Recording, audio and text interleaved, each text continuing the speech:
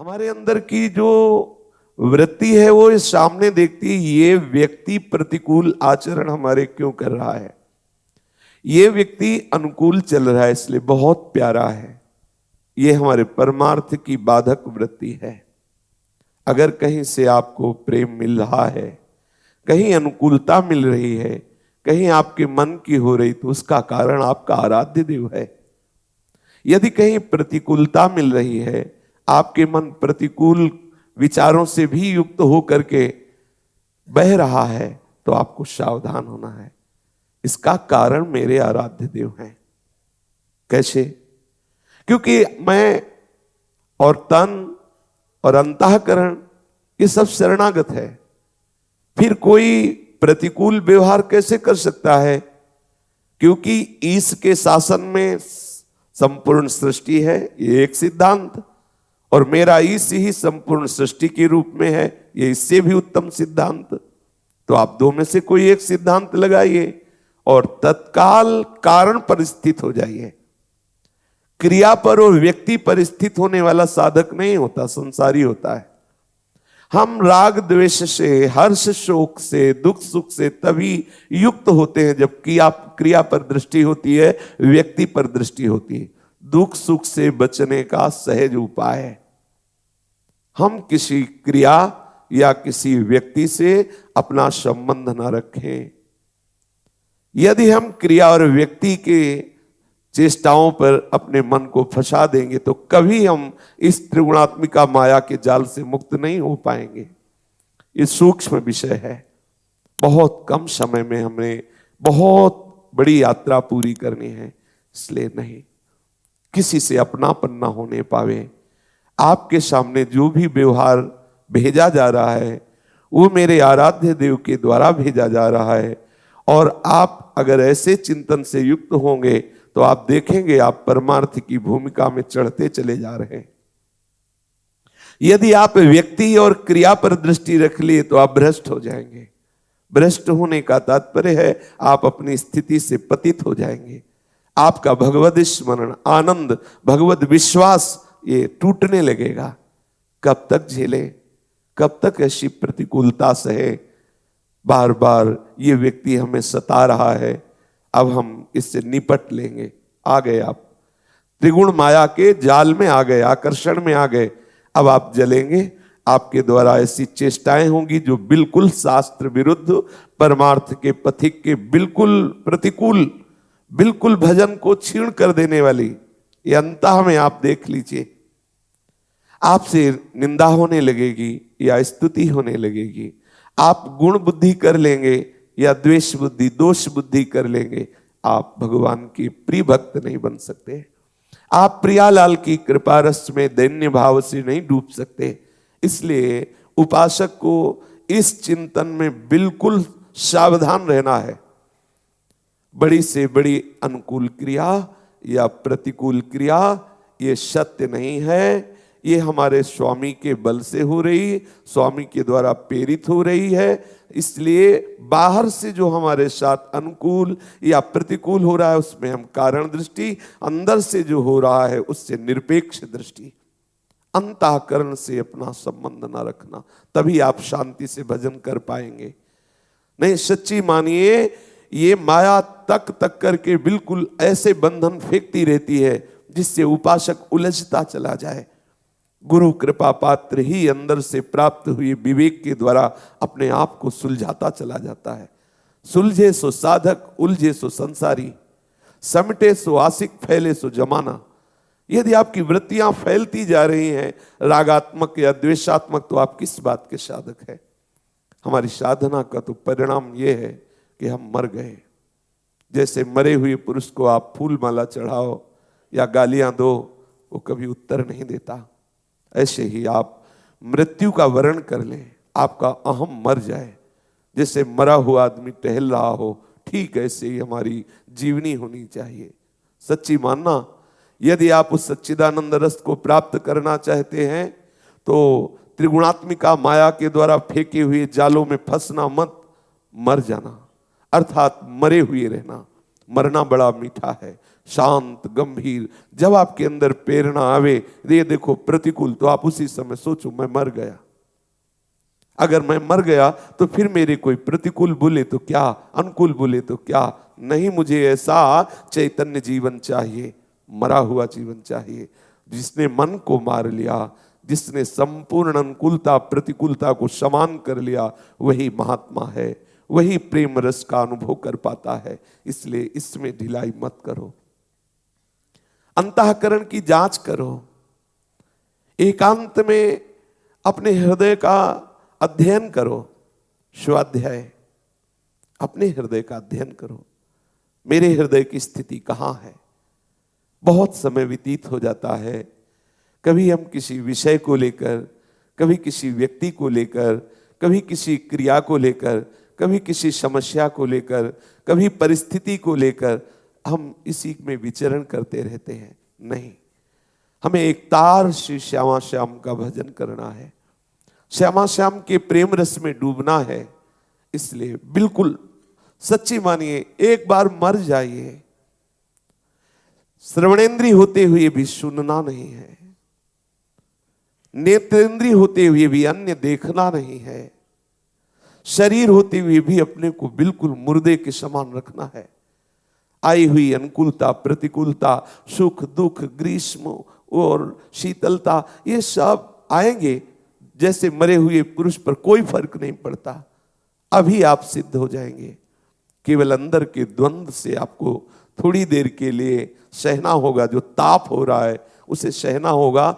जिस समय आपकी अंतःकरण से मानी हुई तदात्म वृत्ति, अहमता, ये परिवर्तित होगी तो आप देख लेंगे। सिद्ध होने के लिए समय नहीं चाहिए, सिद्ध होने के लिए कृपा से विवेक जो हमारे हृदय में है उसका प्रयोग चाहिए। जो वास्तविक सिद्धता है वो उपज नहीं है, सिद्धता स्वरूप स्थिति ये है, ये थी, ये रहेगी। ये किसी साधन से उपजी नहीं है कि आपने कठोर तपस्या की तो आप सिद्ध हो गए, आपने बहुत वर्षों तक साधना की तो आप सिद्ध हो गए, ऐसा नहीं है। वो जो सिद्धावस्था है वो आपकी स्वरूप सिद्धि है, वो थी, वो है, वो रहेगी। आप भ्रम से इस अंतःकरण को, शरीर को, इस संसार को सत्य मान लिए, यही आपकी कचाई है।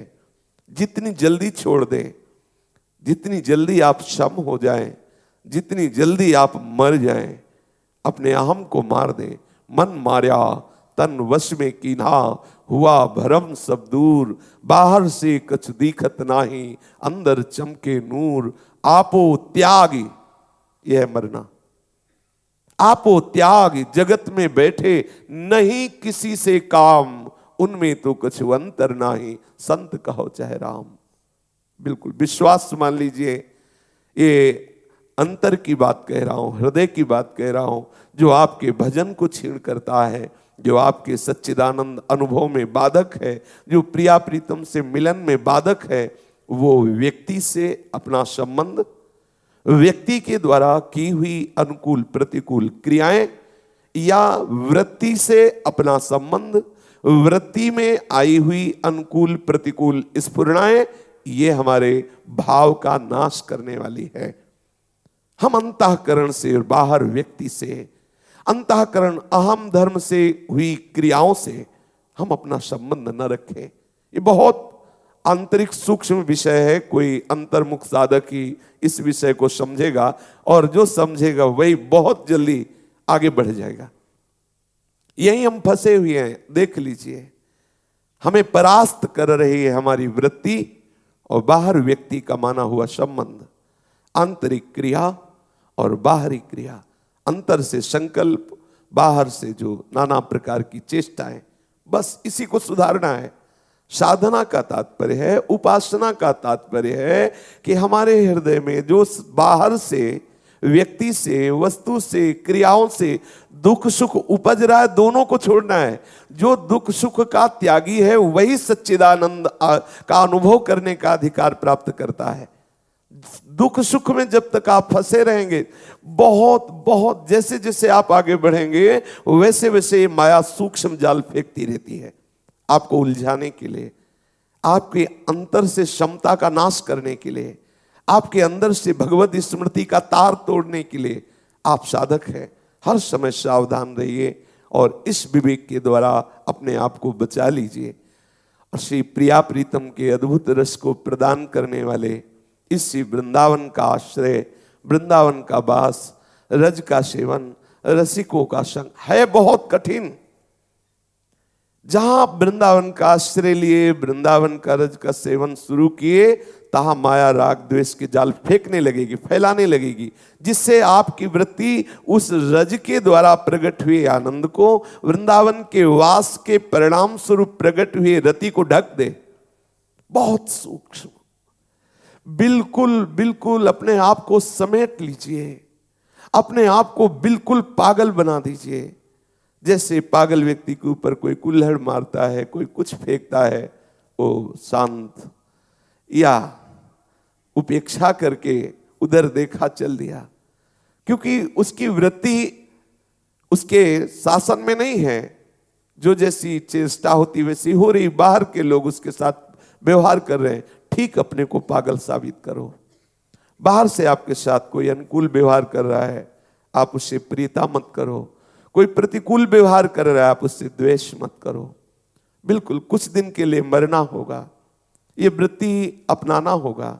ये हृदय की बात कह रहे हैं, बहुत चिंतन की हुई बात कह रहे हैं कि साधक फंसा क्यों है, क्यों भ्रमित हो जाता है, क्यों नहीं उसे भगवदानंद की अनुभूति हो रही, क्यों नहीं प्रिया प्रीतम की झांकी आ रही, क्यों नहीं वो परमानंद में डूबकर बेपरवाह हो रहा है। यही कारण है, ये बहुत चिंतन से आया है। इसको आप बार बार सुनिए और आप चिंतन में उतारिए, बहुत जल्दी आपको आनंद का अनुभव होने लगेगा।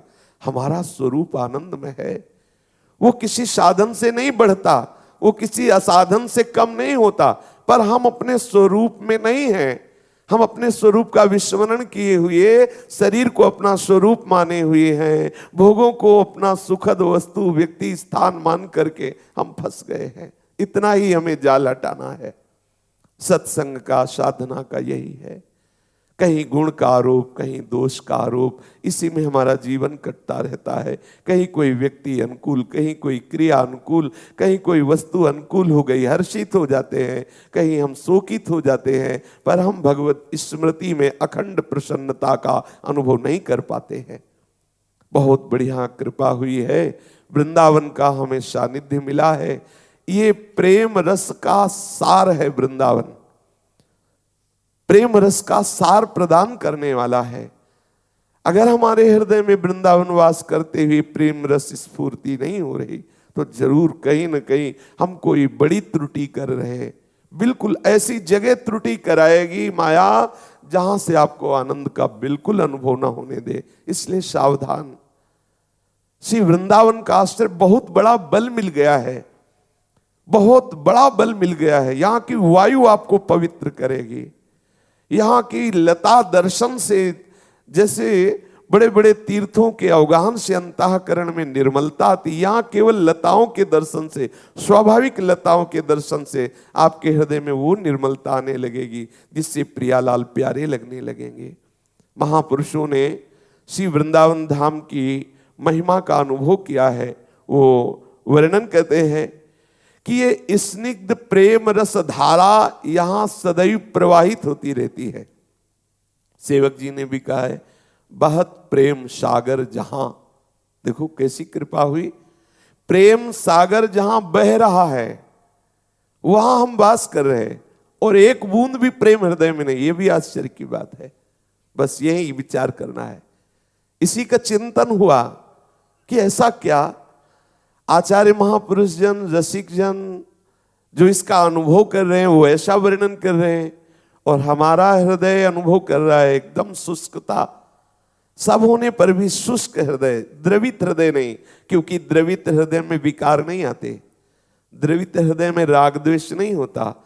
रस की हीनता में ही ये काम क्रोध आदि विकार आते हैं। जब रस का अभाव होता है तभी किसी व्यक्ति वस्तु से रस लेने की इच्छा होती है। अगर अपने घर में मिल जाए तो हम बाहर क्यों भटके। निज सुख बिन मन होई कि थीरा, यदि हमारे मन में ही सुख का अनुभव होने लगे तो बाहर हम इंद्रियों के विलास में क्यों फंसे? इसीलिए सुख का अनुभव नहीं हो पा रहा, सुख समुद्र वृंदावन में रहते हुए। बड़े बड़े ब्रह्मानंद रस में डूबे हुए महापुरुषों के भी हृदय में आनंद का लोभ प्रकट कर दे, अर्थात उस ब्रह्मानंद से भी श्रेष्ठ ये रस वृंदावन के वास का, वृंदावन की रज के सेवन का, वृंदावन के श्यामा श्याम के चरणों के आश्रय का है। पर हमारी दुर्दशा है केवल अज्ञान के कारण, और उसकी निवृत्ति के लिए कृपा सिंधु हमें शास्त्र रूप से, हमें रसिकों के रूप से समझा रहे हैं। ऐसे वृंदावन जो सहज कृपालुमा की तरह दुलार कर रहा है, हम अपराध पे अपराध करते जा रहे हैं, हम वैष्णव द्रोह कर रहे हैं, हम गुरुजनों की आज्ञा का उल्लंघन कर रहे हैं, जो हमें नहीं करना चाहे वो हम धाम में कर रहे हैं, फिर भी धाम हमें शीतलता प्रदान कर रहा है, धाम हमें अपनी गोद में लिए हुए है। आप विचार भी नहीं कर सकते कि यहां थोड़े से भी अपराध का कितना बड़ा दंड होता है, लेकिन हम भयंकर अपराध कर रहे हैं फिर भी चैन से, ये धाम की कृपा है। वृंदाटवी मां की तरह दुलार कर रही, जैसे मां बच्चे की मलिनता या अपराध को नहीं देखती, ऐसे वृंदावन नहीं देखता। पर कब? जब हम केवल वृंदावन का आश्रय ले लेते हैं। यदि हम वृंदावन में आके उद्दंडता करते हैं, फिर संसार का आश्रय लिए हुए टहलते रहते, तो ये उद्दंडता आपको बहुत भोगनी पड़ेगी। और यदि आपने केवल वृंदावन का आश्रय ले लिया है तो आपको वृंदावन सत्संग देगा, रसिकों का संग देगा, आपके हृदय में सुंदर विवेक देगा। आप अपने आप को बचाइए, प्रिया प्रीतम के महल में हैं। जब किसी को मंदिर में ले जाया जाता है तो ये डरता है कि यहाँ झूठ ना बोले, यहाँ कोई गलत आचरण न करें, यहाँ कोई गलत खान पान न करें। बोले मंदिर है ठाकुर जी का या जो भी प्रभु का मंदिर है। आप विचार करो, ये सच्चिदानंद महल है श्री श्यामा श्याम का, और हम यहाँ क्या क्या आचरण करते हैं, फिर भी हम पर कृपा है। आप इस कृपा की तरफ दृष्टि नहीं डाल रहे, फिर भी हम पर कृपा है। यदि हम अपने को संभाल लें, जैसा प्रारंभ में वर्णन हुआ, तो आप देखेंगे बिना साधन के आप यहां प्रेम को प्राप्त हो जाएंगे। ये प्रेम धाम वृंदाविपिन है। बिना साधन के आपको प्रिया प्रीतम का अनुरागी बना के अगर रुला न दे तो कहना, ये अनुभव की बात कह रहे हैं। बिना किसी प्रयास के आप तड़पने लगेंगे प्रिया प्रीतम के लिए। ये धाम का प्रभाव, ये इस रज का प्रभाव, यहाँ की वायु का प्रभाव, यहाँ की लता का प्रभाव, आप व्याकुल हो जाएंगे, प्रिया प्रीतम के लिए व्याकुल हो जाएंगे। देखो, एक दिन तो शरीर छूटना है, आज या कल। जानते हो शरीर छूटने के समय कितना कष्ट होता है, कितनी घबराहट होती है, कितना भयंकर भय उपस्थित होता है, वो आप कल्पना नहीं कर सकते। ये माया ऐसी है ना, पर्दा डालती रहती नहीं। बहुत बार हम मृत्यु को भोग चुके हैं, कई जन्मों में भोग चुके हैं। माता के गर्भ में कितने कष्ट से हम रहे, कहाँ स्मृति है। हम बेपरवाह होके बोल देते हैं, हाँ एक ही बार तो मरना, मर जाएंगे, लेकिन उतने से हमारा काम बनने वाला नहीं। भयंकर आप थोड़ी देर के लिए एकाग्र होइए और सोचिए मैं मर रहा हूं। जल में डुबकी लगा करके देखिए, सांस लेने के लिए कितनी व्याकुलता होती है। उस समय जब नस नाड़ियां मृत्यु के आवेश से युक्त होकर फटने लगती हैं, प्राणवायु उत्क्रमण करती है, भयंकर कष्ट, भयंकर घबराहट, कोई आश्रय नहीं दिखाई देता। फिर मरने के बाद जो गति होती है, फिर उससे नवीन नवीन योनि, कितना बड़ा बंधन है। चूको मत, एक बार जीते जी अपने आपा को मिटा दो। ये हमारी कैसे प्रतिकूल चेष्टा से अपमान कर रहा है, निंदा कर रहा है, मैं देख लूंगा, ये सब क्यों? यहां कोई और है ही नहीं, मेरा प्रीतम ही केवल खेल खेल रहा है। आप अपना काम बना लो, अपने को जीवन मुक्त कर लो। जीते जी आप अनुभव करो कि मृत्यु का आपको कोई भय नहीं। कब?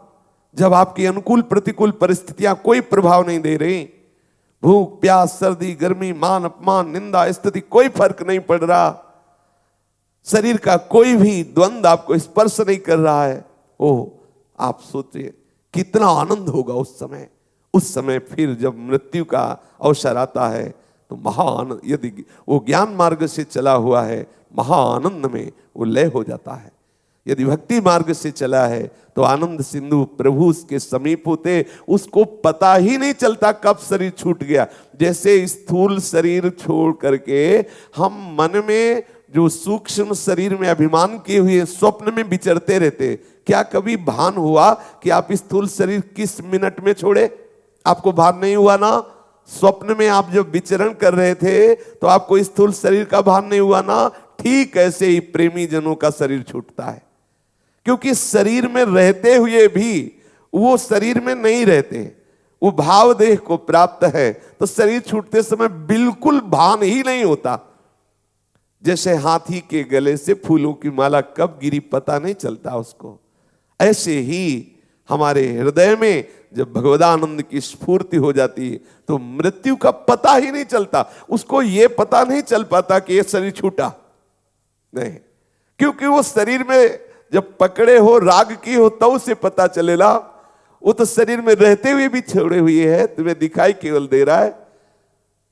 इसलिए ये लाभ हम प्राप्त कर ले, शरीर रहते हुए हम एक बार मरे, अपने आपा को मिटा दे। हम यहीं फंसे हुए खूब बातें सुनते हैं, खड़े एक दूसरे से निंदा स्तुति की बातें कर रहे, सत्संग सुन रहे, बाहर खड़े होकर एक दूसरे की अवहेलनात्मक गुण दोष की वृत्तियां, दूसरे की क्रियाओं में छिद्रान्वेषण, ये क्यों?